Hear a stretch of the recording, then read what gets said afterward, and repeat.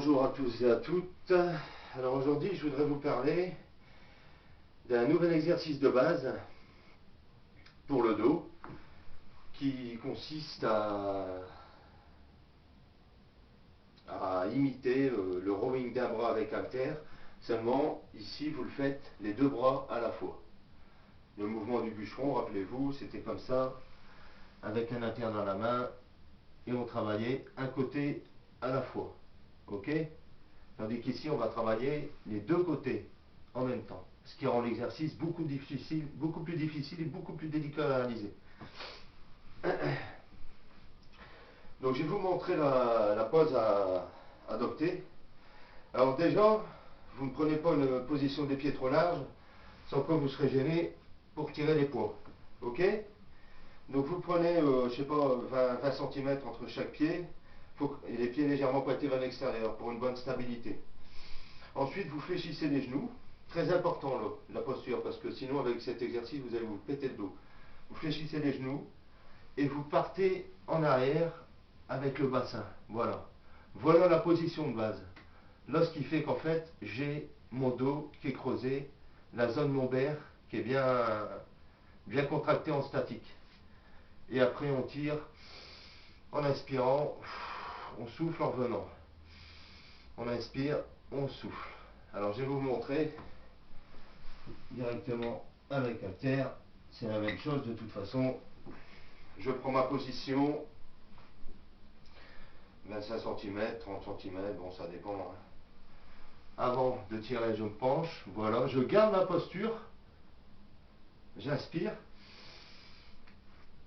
et je fléchis et je souffle. J'inspire,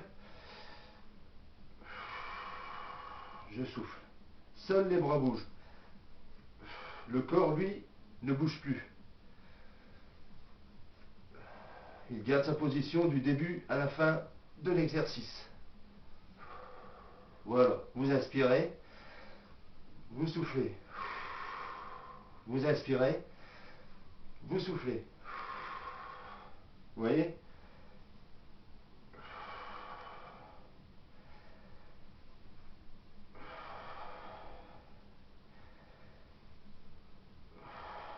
C'est un exercice assez difficile à réaliser parce qu'il faut penser à garder le dos bien droit et le bassin bien en arrière. Mais une fois qu'on a pris le pli, c'est un exercice très efficace, oui, ça faut le dire. Très efficace pour épaissir, pliez toujours vos jambes quand vous posez vos haltères. Très efficace quand... Je sais plus ce que j'allais dire, j'ai un trou, tiens. Alors voilà, ça y est, c'est revenu. Très efficace pour épaissir votre dos. C'est le mouvement idéal pour épaissir votre dos en fait. C'est vraiment radical. Alors quand on réfléchit bien, ben, tout simplement c'est quoi comme mouvement? C'est exactement le même mouvement que la poulie basse. Enfin, au niveau du haut du dos. Enfin du haut du corps. Hop, poulie basse. Inspirez, soufflez. Inspirez, soufflez. Ici c'est la même chose. Seulement on doit faire attention de garder les jambes légèrement fléchies. Le buste penché vers l'avant. Je voulais aussi vous dire, vous pouvez travailler sous différents angles. Parce que, en fait, avec cet exercice, il y a pas mal de gens qui ont du mal. Dès qu'ils se montent comme ça, hop, tout de suite, ils arrondissent le dos. Ils n'arrivent pas à garder le dos creusé, la zone lombaire contractée. Ne travaillez jamais avec le dos arrondi avec cet exercice. Ok? Il ne faut jamais que vous ayez le dos arrondi. À la rigueur, il vaut mieux que vous soyez remonté comme ça, voilà, et que vous travaillez comme ça, mais en ayant le dos. J'ai fait qu'une série, une toute petite, je sors déjà mes dorsaux. Voilà, en ayant le dos bien droit. Le véritable exercice, en fait, je vais vous le montrer. Fléchissez toujours vos jambes. En fait, pour un bien, il faudrait se mettre comme ça. Ah, moi ça va, je suis souple. Voilà. Le corps parallèle au sol. Voilà. Là, c'est autre chose comme exercice, hein. Je vous le dis. Si vous arrivez à le faire, faites-le. Vous inspirez, vous soufflez. Inspirez, soufflez. Inspirez, soufflez. Voilà. L'avantage de cet exercice, j'ai reculé un peu moi, sinon j'ai l'impression qu'on va pas me voir. Je vais boire une petite goutte d'eau, pardon. Je suis déshydraté depuis ce matin, moi.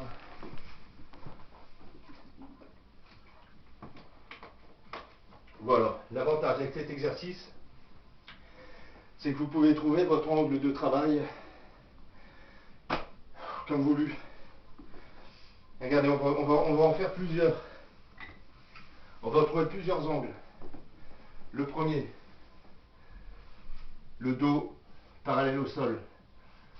Je regarde sur la droite pour être sûr. Il faut toujours garder votre tête droite en fait. Hein. Ne faites pas comme moi. C'est pour l'exemple.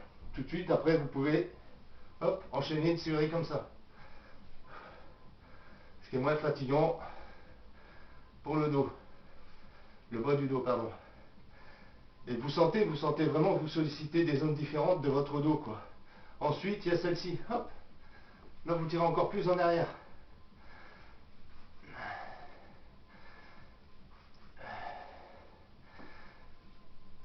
C'est un très bon exercice, mine de rien.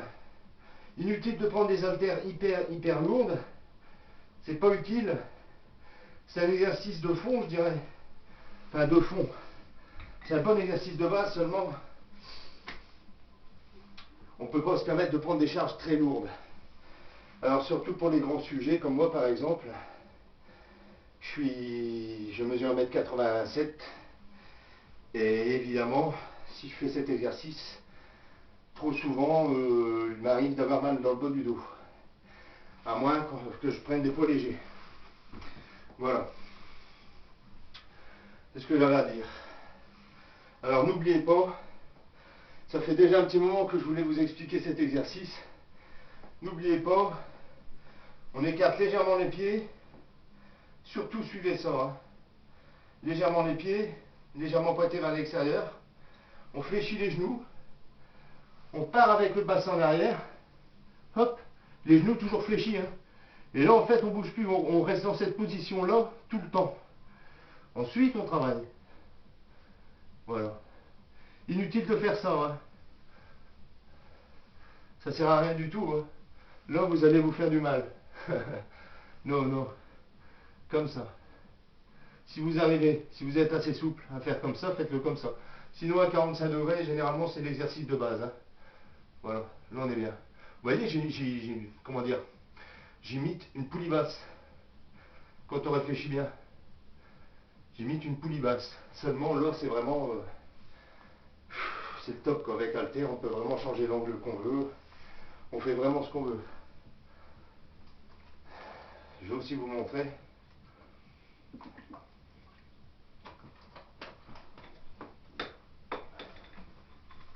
Ah bah il est tombé. Voilà. Qu'on peut travailler sous plusieurs angles différents également. Là c'est des angles du corps, mais il y a aussi les angles des haltères. Vous pouvez travailler de cette façon.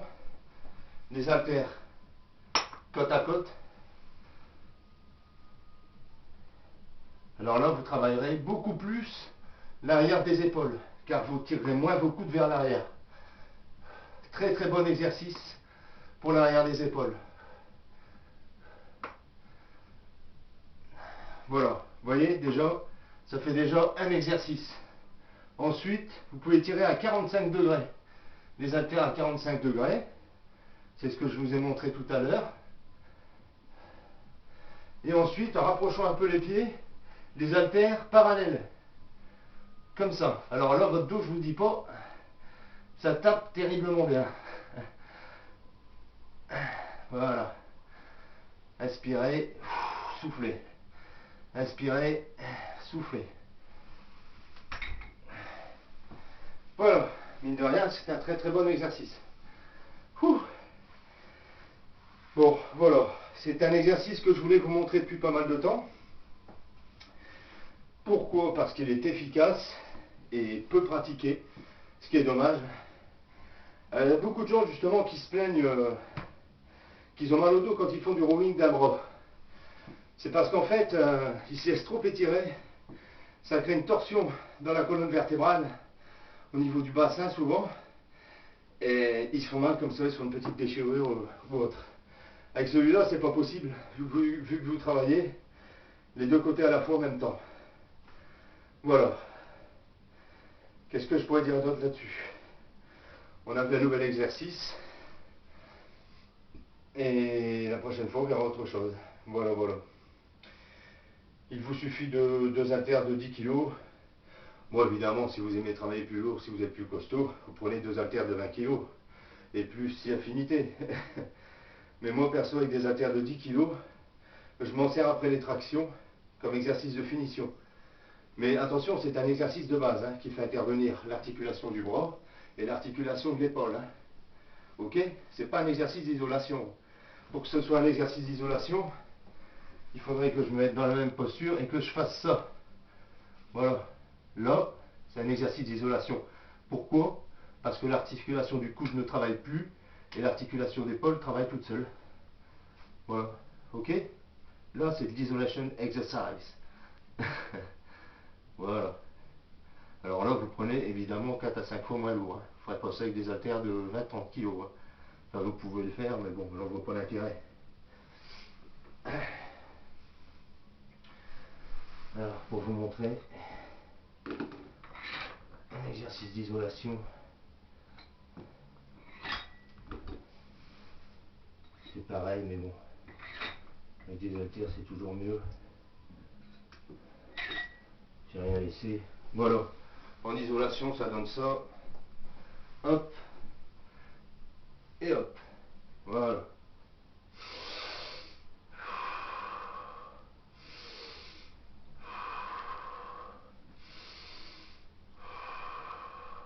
Alors, rien ne vous empêche, si vous n'avez pas de poulie haute, de poulie basse ou de barre de traction, rien ne vous empêche du tout de commencer par cet exercice. Après un bon échauffement, une décharge légère, bien sûr. Vous commencez avec le tirage comme ceci, ok, le mouvement de base, et vous finissez votre séance avec le mouvement d'isolation.